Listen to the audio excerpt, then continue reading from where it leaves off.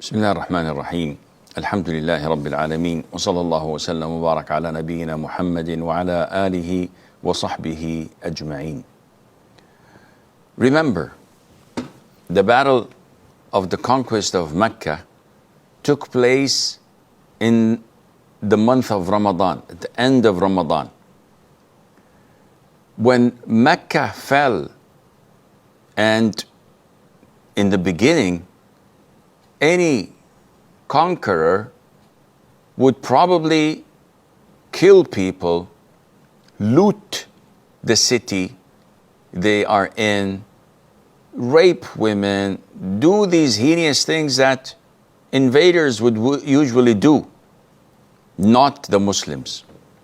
The Prophet ﷺ said to them, this is a day where honor is restored to Mecca. This is a sacred land. And when all the Meccans were gathered to meet with the Prophet ﷺ and to see what he is going to do with them, is he going to execute them? The Prophet said to them, ﷺ, you are free.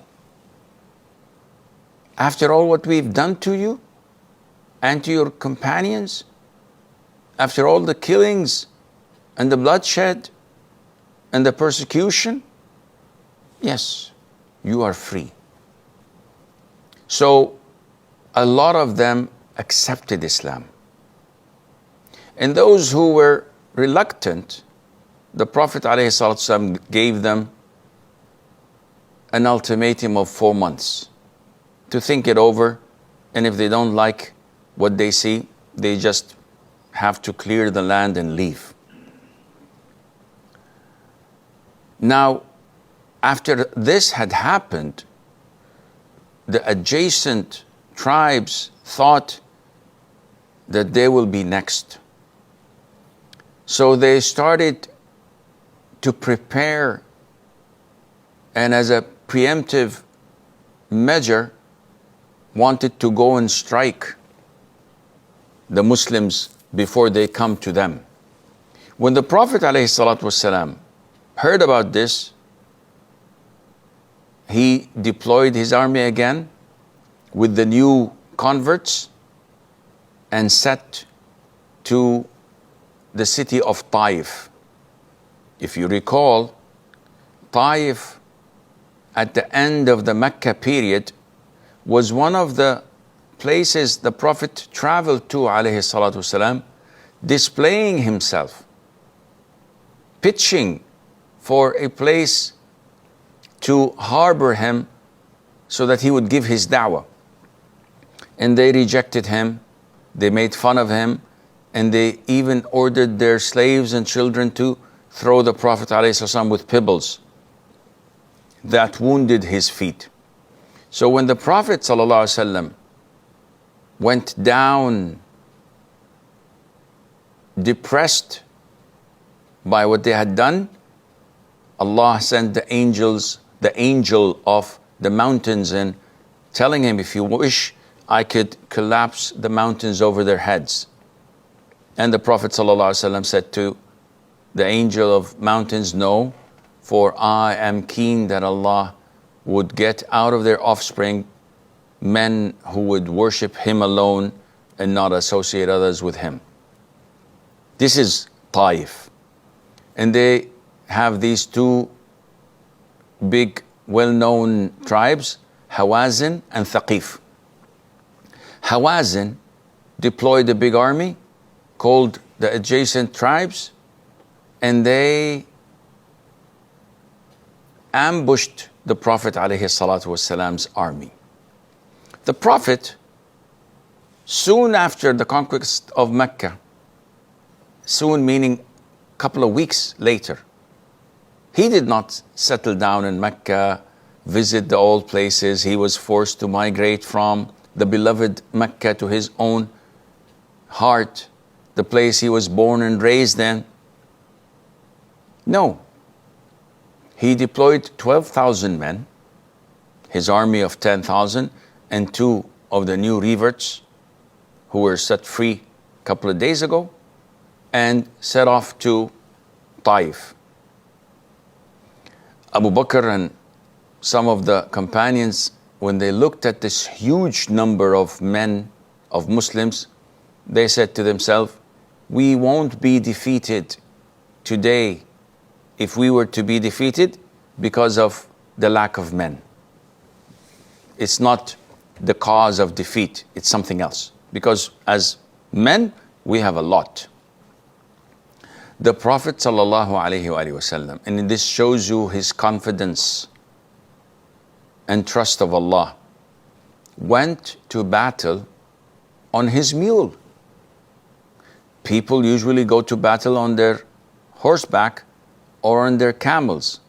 But the Prophet could not care.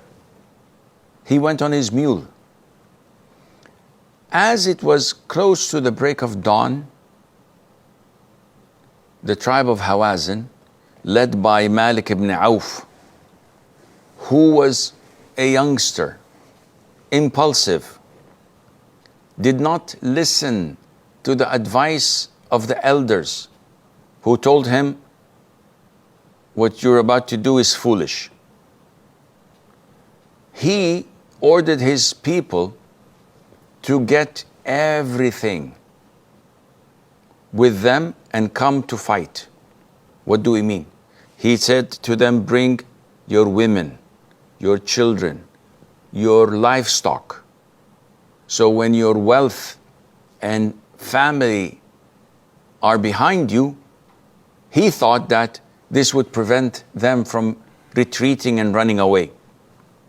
The elders said to him, this is a bad idea. When someone is about to be killed, nothing stops him. He just wants to run for his life. But he did not listen. So, at the beginning of the break of dawn, the break of day, when the Muslims were approaching, as they were going uphill, the disbelievers rained their arrows at them. And the Muslims were stunned and shocked. And they were confused. Tens of thousands of arrows were pouring on their heads. So, without even thinking, the vast majority of them retreated. And those who could not retreat because of the chaos dismounted their camels and took their shields and ran away.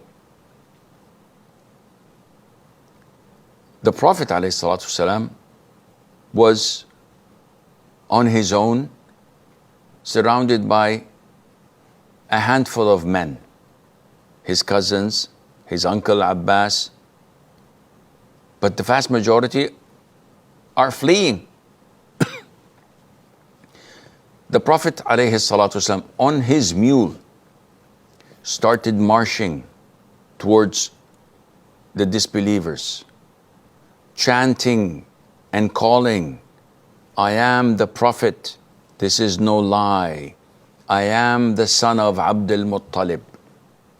In Arabic it rhymes like, أنا النبي لا كذب أنا ابن عبد المطلب. And Al-Abbas, his uncle, was pulling his mule back, restraining it. And the Prophet is marching towards the enemy, not afraid. Then the Prophet ﷺ ordered Al-Abbas to shout, as he had a very loud voice, and call the Muhajirin, the Ansar, and those who gave the Pledge of Allegiance under the tree on the event of Al-Hudaybiyah.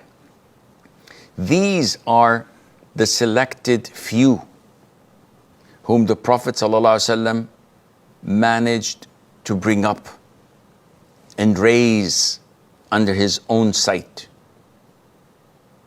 So they are the elite. So Al-Abbas immediately shouted, calling them.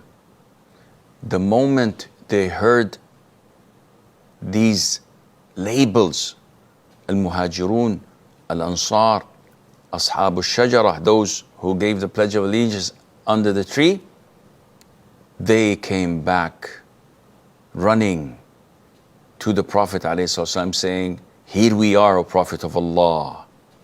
And about 100 of them came to the Prophet ﷺ and started to march and fight with courage and strength, attacking the disbelievers, who only took few moments to realize that despite there are 20,000 fighters against a couple of thousand or so, that they cannot stand in their faces. So they fled and ran, leaving their women, children, and livestock. And that incident was a great lesson to the Muslims that it's not the quantity that counts, rather it is the quality. And the tribe of Hawazin left their children and women to be taken as slaves, and the livestocks were so huge in number, like you're talking about 40,000 camels, 70,000 heads of sheep. So much wealth that was left behind was all given to the Muslims as booty of war. هذا والله أعلم ونسبة العلم إليه أسلم وصلى الله وسلم وبارك على نبينا محمد.